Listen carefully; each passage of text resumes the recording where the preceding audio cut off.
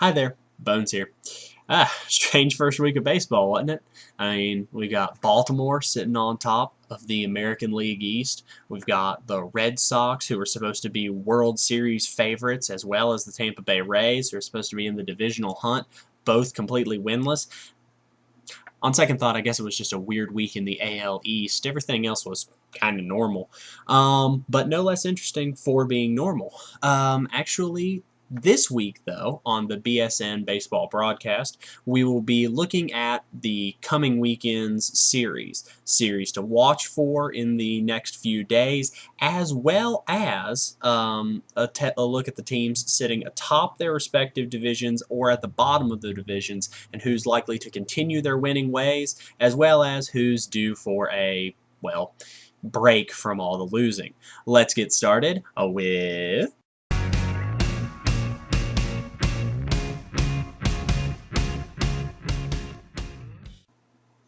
Here in the second week of the season, there are three series we should all keep our eyes on. Number one is one of the classic baseball rivalries with an added twist. The New York Yankees and the Boston Red Sox in Fenway Park. It's going to be Boston's home opener, and boy, do they need it. The Red Sox have looked nothing short of awful. They have the second worst run differential in the league right now. They have scored 22 fewer runs than their opponents en route to an 0-6 start.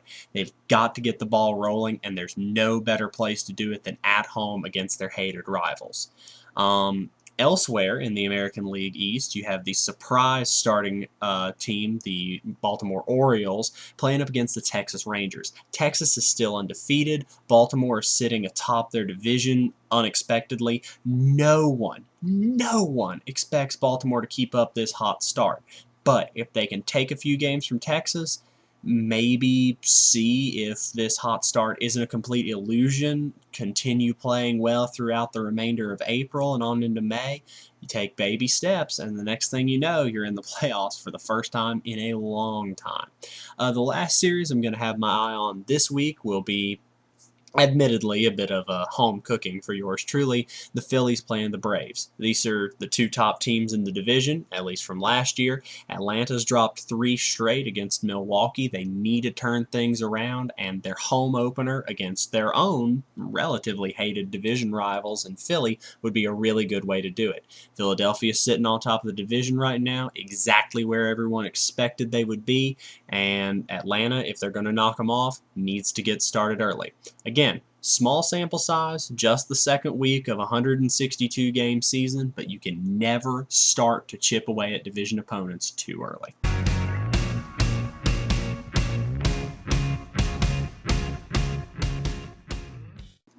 Let's do a quick rundown of the teams with the best records in the league. First off, we'll start with the only undefeated team left in baseball, the Texas Rangers. Now, Texas isn't going to go 162-0. If they do, I will boil and eat this hat, film the event, and post it onto YouTube. Deal? Deal. Anyhow, Texas is playing very, very, very good baseball right now, though, but they will have to come crashing to earth eventually.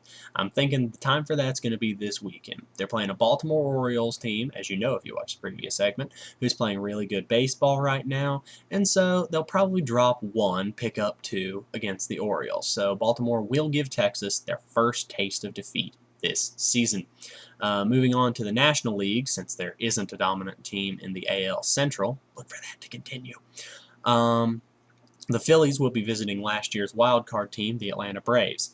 Now, Atlanta has got to find some offense pretty darn quickly. Unfortunately, the Phillies pitching staff isn't the best squad to try to do that against, so look for Philadelphia to take 2 of 3 from Atlanta. I don't think they'll sweep the Braves, but I do think that they will come out with more wins than losses from their weekend trip to the South. In the National League Central, Cincinnati is going to Arizona. I think the Diamondbacks are 2-4 right now or something like that, and they're not going to hang with the Reds. Honestly, I think the Reds could very easily sweep them and come out of the weekend with an 8-1 record. Last, the most quiet of the division leaders, the NL West leading Colorado Rockies. the Rockies are playing against the Pittsburgh Pirates. Now, the Pirates have a winning record right now, which may surprise some people, but it is early in the year. But don't look for that to continue. The Rockies are a better baseball team, and Pittsburgh has a winning record despite having a -3 run differential. So they're probably not going to be able to keep that sort of thing up. Look for Colorado to take 2 of 3 from the Pirates as well. Now let's take a look at the opposite side of the spectrum.